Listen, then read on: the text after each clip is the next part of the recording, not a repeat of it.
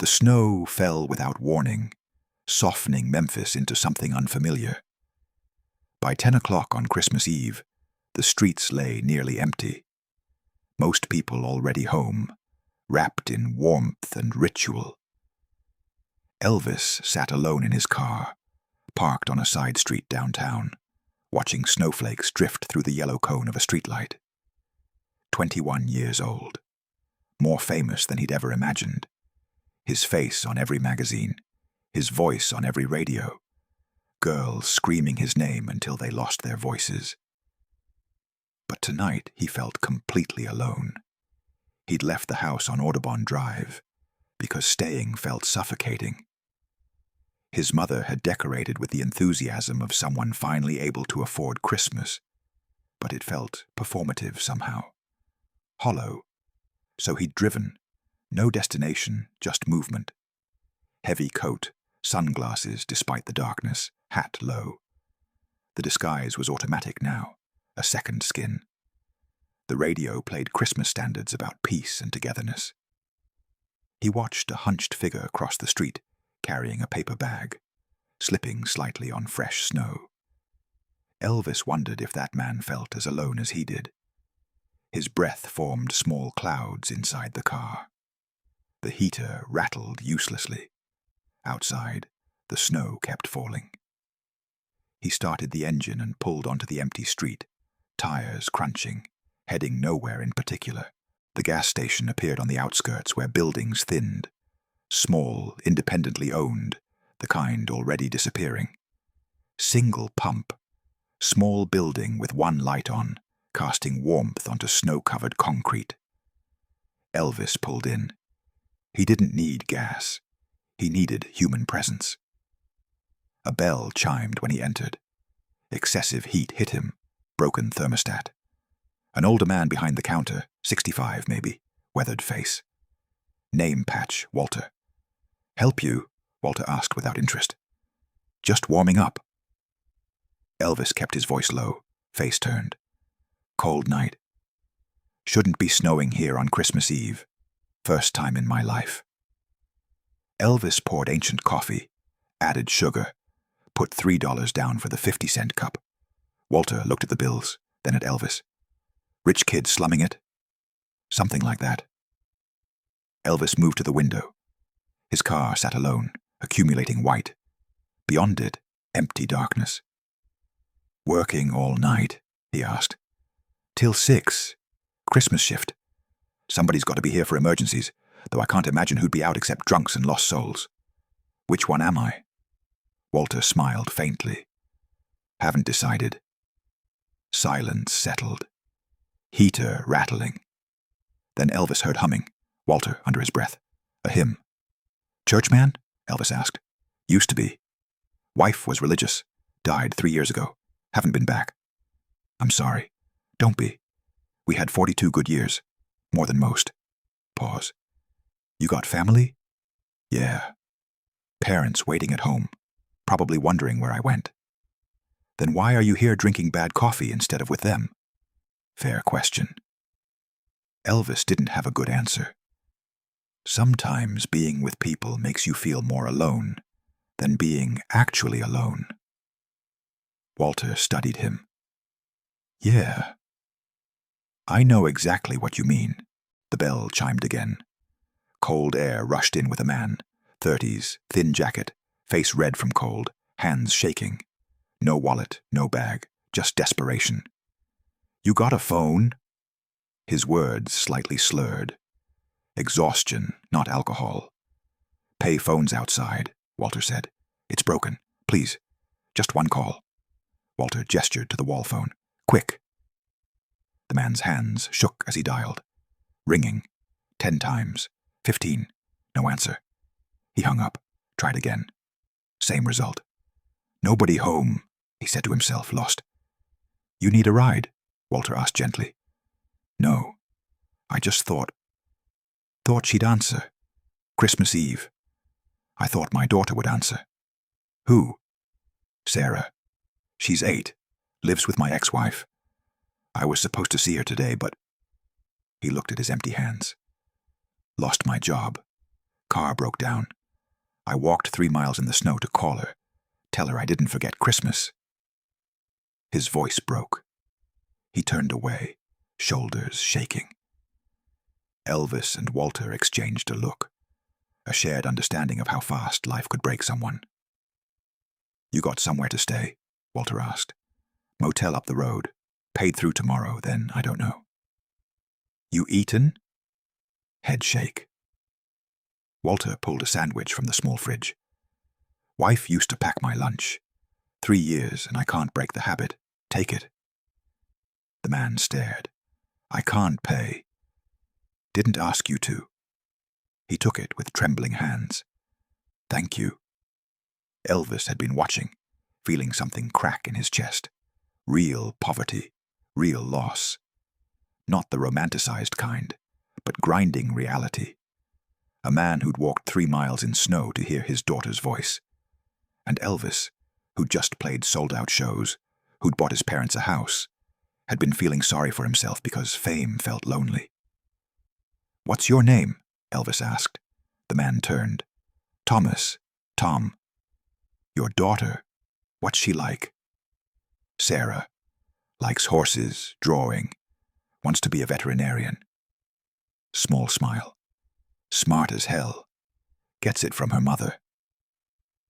"What would you tell her if she answered?" Tom thought. "That I love her. I'm sorry I couldn't make it. I'm trying to get my life together. That I'm still her dad and always will be." Elvis nodded, an idea forming. "Come with me," he said. Elvis led Tom outside into falling snow. Walter followed, confused. The cold stole breath, made eyes water. "Where are we going?" Tom asked. "My car." Elvis opened the back and pulled out a guitar case. Always kept one with him now. He opened it, snowflakes immediately dusting the wood. His fingers were stiff, but found the strings anyway. "What are you doing?" Walter asked.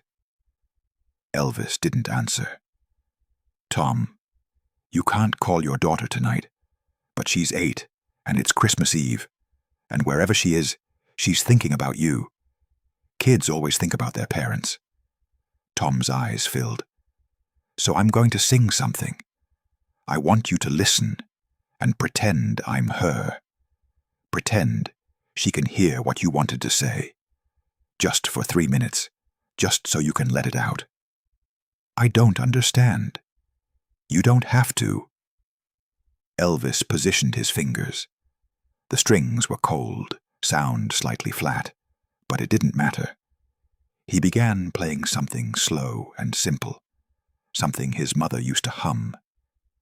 And then he sang. Quietly. Nothing like his stage performances. Intimate, almost whispered, breath visible in cold air. He sang about missing someone, about trying and failing, about love that persists through absence, about fathers and daughters. Snow fell around them. Gas station light cast yellow glow on white ground. 3 men in a parking lot on Christmas Eve, a famous singer no one recognized, an old man working graveyard, and a broken father. Elvis sang for 2 minutes. Time stopped. They existed in a bubble where impossible things could happen. When he finished, Tom was openly sobbing. Not quiet tears, but full release, body shaking. Walter put a hand on Tom's shoulder. "Let it out, son." Elvis set the guitar back, throat tight, eyes stinging. "Thank you," Tom managed. "I don't know who you are, but thank you."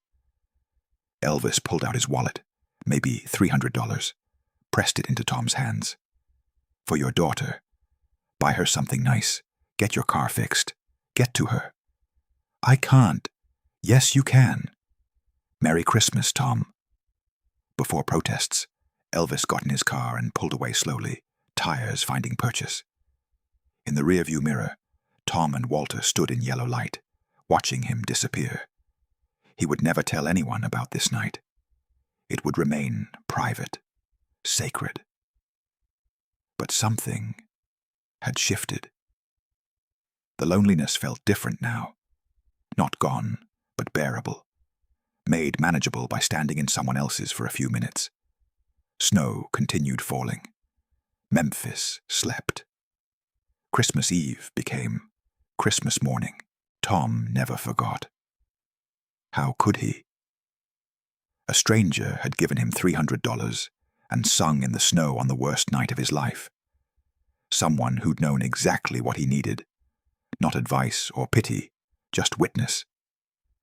The money fixed his car. He drove to his ex-wife's house Christmas morning, stood on the porch with gifts bought with remaining cash. When Sarah opened the door, her face transformed. She threw her arms around him.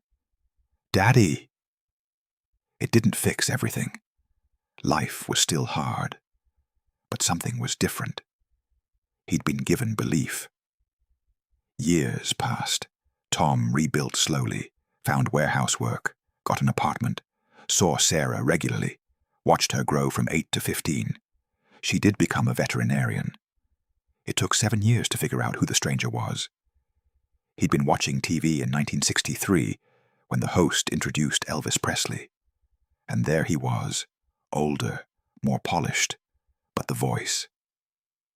Tom recognized the voice. Not just the sound, but the kindness underneath. That had been Elvis Presley, standing in a gas station parking lot, singing to a broken stranger like it was natural. Tom wanted to write, wanted to say thank you, explain how that act had rippled through years, given him strength. About Sarah getting into veterinary school, the life he'd rebuilt. But he couldn't find words big enough. How do you thank someone for saving your life? Years passed. He kept meaning to write. In August 1977, Tom was 48. Sarah was 29, newly graduated. He was remarried, had a life built on a foundation that included one snowy night. He finally wrote the letter.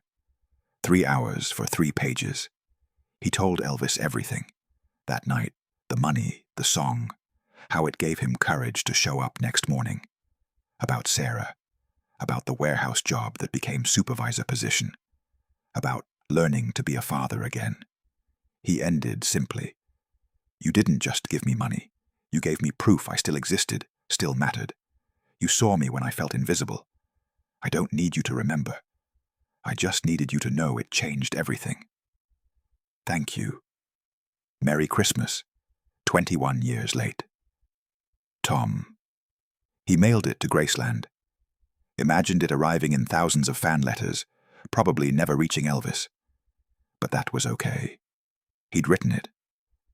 The letter arrived August 15th, 1977. Elvis died the next day. The letter sat in unopened mail at Graceland with thousands of others. After Elvis's death, staff sorted through. Some answered, some filed, some disposed of. Tom's letter was read by a secretary with no context. Filed in personal correspondence, 1977. Eventually stored away. Tom never received a response. He watched the funeral on TV like millions, crying for a man he'd met once for 10 minutes. News showed fans sobbing outside Graceland. They mourned the icon, the legend, the king. Tom mourned something different. The person who'd stood in snow with a guitar because it was right. Who'd given money without thinking. Who'd treated a desperate man like he deserved dignity. "You knew Elvis?" his wife asked, watching him cry. "Once. For about 10 minutes. But yes." What was he like? Tom thought. Kind. He was kind when nobody was watching. There are moments that redirect lives, but they don't announce themselves. They happen in gas station parking lots on snowy nights. In 3-minute songs sung by someone you'll never see again. In the space between having nothing and having just enough. Elvis sang that song to one person on Christmas Eve 1956. As far as anyone knows, Tom was the only person who heard it. No recording. No one else except Walter, who died in 1969 without telling anyone. The moment was private, sacred, preserved only in Tom's memory, and the letter Elvis never read. But that doesn't make it less real. Tom lived until 2003, 74 years, watched Sarah have children, retired with decent pension. In his final years, when dementia took pieces of memory, when he couldn't remember grandchildren's names, he remembered that night. The snow falling. Yellow light from the station. Cold biting through his jacket. Desperation that made walking 3 miles seem reasonable. And the voice, quiet, almost whispered, singing words whose meaning stayed clear. You matter. You're seen. Keep going. That memory stayed sharp when everything else faded. His daughter would visit the nursing home and he'd tell her, sometimes multiple times as dementia worsened, and she never tired of hearing it. The foundation story of their family. The night her father almost gave up, but didn't. Was it really Elvis Presley? Yes, Tom would say, eyes clear. It was really him. And he sang just for me. The snow that fell that night melted by afternoon. The gas station was torn down in 1982. Walter died never knowing he'd witnessed something profound. Elvis never read the thank you letter. But none of that makes it less true. Somewhere in the vast machinery of a life lived publicly, there were private moments. Quiet acts leaving no record except in hearts of those who experienced them. No cameras, no reporters. Elvis sang in that parking lot because it felt necessary, not for memory or reward. He gave money because someone needed it, not for reputation. He stood in snow with a broken man and treated him like he mattered because, isolated from fame, Elvis could just be human. Being human meant seeing someone's pain and responding, not fixing it. Pain that deep can't be fixed with a song and cash, but witnessing it, acknowledging it, standing in it without looking away. That's what Tom carried through decades. Not the money, though it helped. Not even the song. What he carried was the feeling of being seen, of mattering to someone, even a stranger, even briefly. Maybe that's the real legacy, not the hit records or revolutionary performances. Those shaped culture and earned Elvis his place in history. But somewhere in Tennessee, a woman became a veterinarian because her father showed up Christmas morning when she thought he'd forgotten. And he showed up because a stranger reminded him his love was real and worth fighting for. That's the echo that never died. That's the voice that stayed with Tom until his own voice was gone. And on snowy nights in Memphis, maybe you can still hear it. A quiet song, sung for an audience of one, about love and loss and the stubborn insistence on trying again after everything falls apart. Merry Christmas, Tom. Merry Christmas, Walter. Merry Christmas to everyone who needed someone to see them and got it, even briefly. Merry Christmas, Elvis, wherever you are. Thank you for the song in the snow.